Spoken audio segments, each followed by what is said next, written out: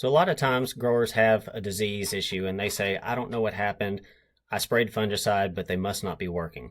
But there are a lot of factors to consider when you're trying to get a good, effective spray application for a fungicide. One of the issues is spray droplet size. If the droplets are too large, they're going to run off. If they're too small, you get good coverage, but you may also get off-site drift. So the American Society of Agricultural and Biological Engineers came up with a color code system for spray droplet sizes. So when you look at your nozzle tips, there'll be different colors, and those colors will relate to the droplet size. So you want to be in a red or orange nozzle tip or a very fine to fine droplet size when applying fungicides. This will give you good coverage without too much off-site drift. You also need to think about spray pressure.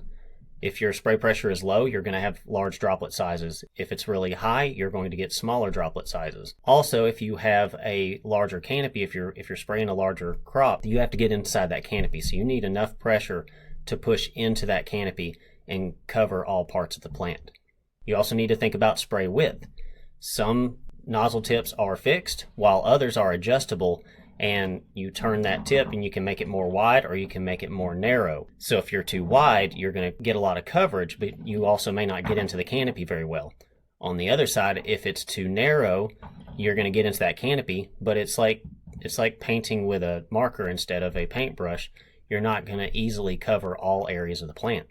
You could also just simply have poor application. You could have a worker who has not been trained well or isn't consistent, or it's a Friday and they're just not interested in spraying. So that's where you really have to train your worker.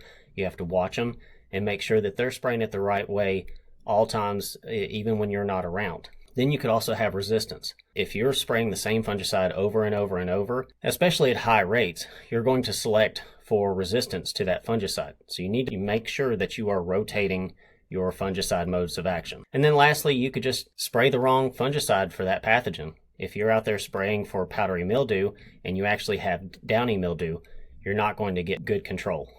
So make sure that you're thinking of all these things before you go out and apply your fungicide so that you know that you had an effective coverage over your crop.